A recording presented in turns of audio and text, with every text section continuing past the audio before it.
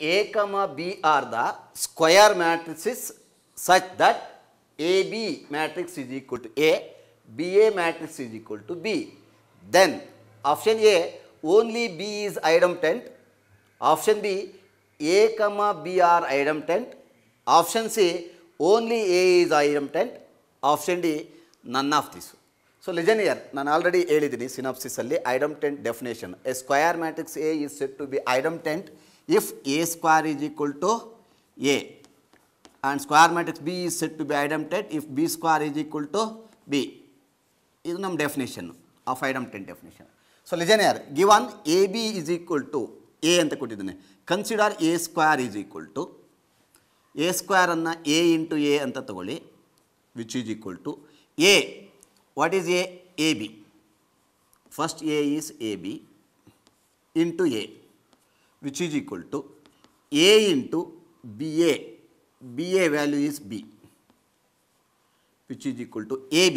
AB is A. Therefore, A square is equal to A. A square is equal to A. Therefore, A is idempotent. In our options, option A ನಮಗೆ ತೊಗೊಳ್ಳೋದಿಲ್ಲ. Option A only B is idempotent, ಅದು cancel ಆಗುತ್ತೆ. It may be option B ಇರ್ಬೋದು, ಯಾಕೆಂದರೆ A and B idempotent. Option ಸಿನೂ ಇರ್ಬೋದು, ನೋಡೋಣ, check ಮಾಡೋಣ. Next B square. B square is equal to, it can be written as B into B, which is equal to the value of B is B A. The value of B is B A. B A into B, which is equal to B into AB is A, which is equal to again BA. BA is B. Therefore, B square is equal to B. A square is equal to A. B square is equal to B. Therefore, both A and B are idempotent. Therefore, option B is right option. Actually, option C only A idempotent ಇದೆ, ಇದು ಆಗೋದಿಲ್ಲ. Then option B is the right option. So, ಈ question ಅನ್ನು ಇದು ಸ್ವಲ್ಪ change ಮಾಡಿ ಕೇಳ್ಬೋದು.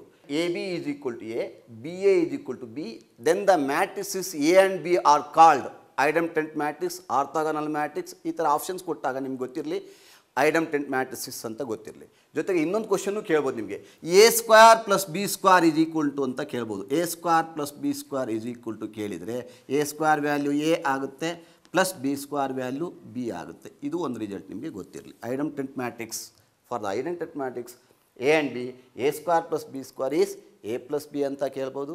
ಅಥವಾ A B is equal to A ಅಥವಾ B A is equal to B ಕೊಟ್ಟರೆ A square plus B square is equal to A plus B ಅಂತೆಲ್ಲಾದರೂ ಕೇಳ್ಬೋದು. ಅದು ಗೊತ್ತಿರಲಿ ನಿಮಗೆ. But in this problem option B is the right choice.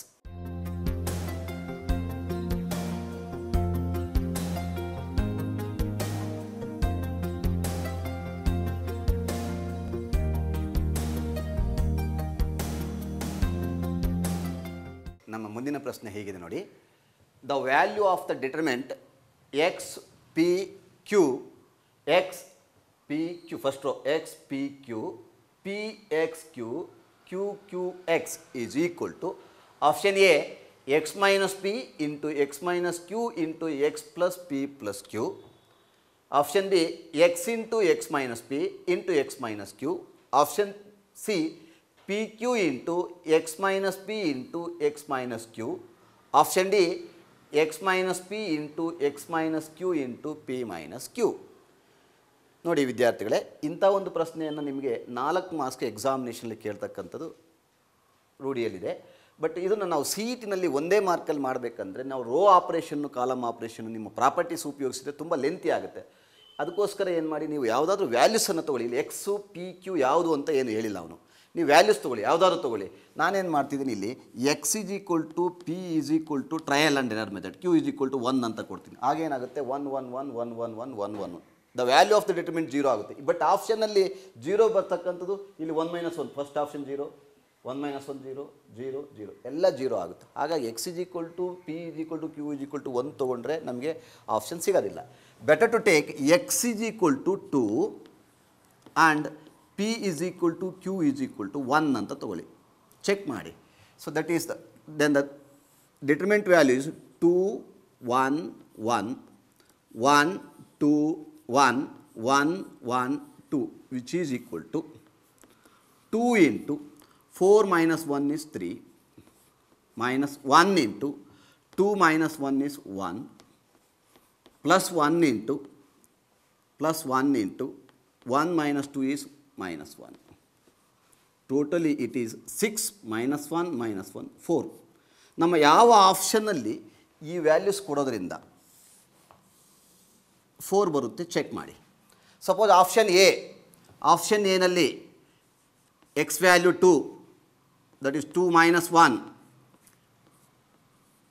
p value 1, 2 minus 1 into 2 plus 1 plus 1 which is equal to 1 into 4 is equal to 4. May be option A correct ಇರ್ಬೋದು, ಇದೇ correct ಅಂತಲ್ಲ, ಇನ್ನೊಂದರಲ್ಲೂ 4 ಬರ್ಬೋದು. ಅಂಥ ಕೇಸಲ್ಲಿ ಮತ್ತೆ ಬೇರೆ ವ್ಯಾಲ್ಯೂಸ್ ತೊಗೋಬೇಕಾಗುತ್ತೆ. ಚೆಕ್ ಮಾಡಿ. ಆಪ್ಷನ್ ಬಿನಲ್ಲಿ 2 into 2 minus 1 2 minus 1 1 into 1 into 2 ಬರುತ್ತೆ. Option B is not A right option.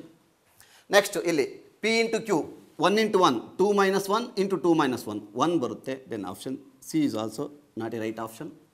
Here 2 minus 1 into 2 minus 1 into 2 minus 1 1 into 1 into 1. ಆಗ ಆಪ್ಷನ್ ಡಿನೂ ಕರೆಕ್ಟ್ ಆಗೋದಿಲ್ಲ. ನಮಗೆ ಸರಿಯಾದ ಉತ್ತರ ಅಂದರೆ ಆಪ್ಷನ್ ಎ ಮಾತ್ರ. ಹಾಗಾಗಿ option a is the right choice.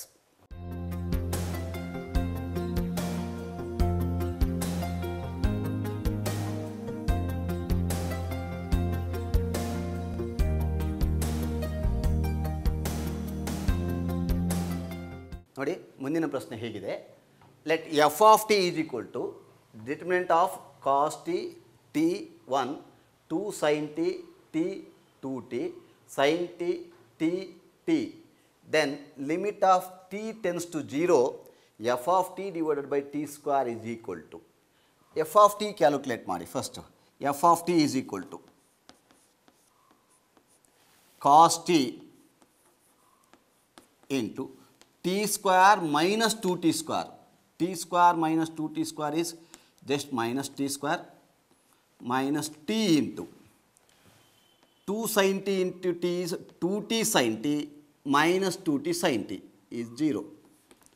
2t sin t minus 2t sin t is 0 plus 1 into 2t sin t minus t sin t is just it is sin t. Sin t. 2t sin t minus t sin t is t sin t.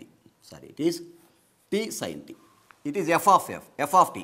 Therefore, limit of t tends to 0, f of t divided by t is equal to limit of t tends to 0, it is f of t divided by t square is equal to separate limit apply ಮಾಡಿ minus t square gets cancelled, limit apply ಮಾಡ್ತೀನಿ minus cos 0 t tends to 0, t square gets cancelled minus cos 0 is 1 plus 1t gets cancelled sin t by t as t tends to 0 first PUC formula t sin t by t as t tends to 0 is 1, that is 1 minus 1 plus 1 is 0 is the answer.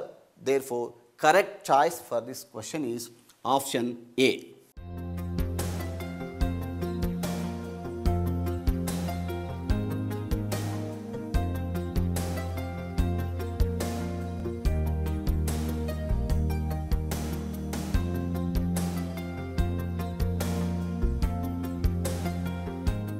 ವಿದ್ಯಾರ್ಥಿಗಳೇ, ನಮ್ಮ ಮುಂದಿನ ಪ್ರಶ್ನೆ ಹೇಗಿದೆ.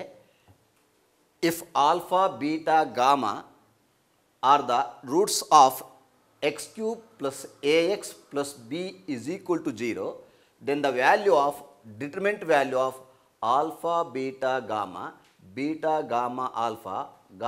alpha beta is equal to option A minus a cube, option B 0, option C a cube, option D a square plus 3b.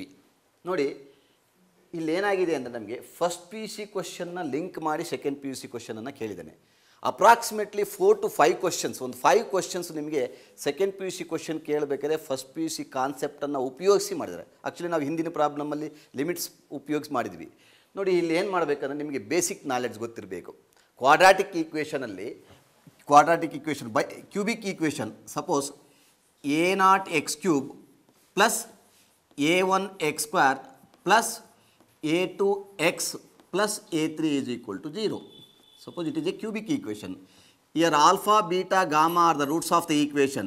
Alpha, beta, gamma are the roots of the equation. Then sum of the roots is given by alpha plus beta plus gamma is equal to minus a1 by a naught. Minus a1 by a naught.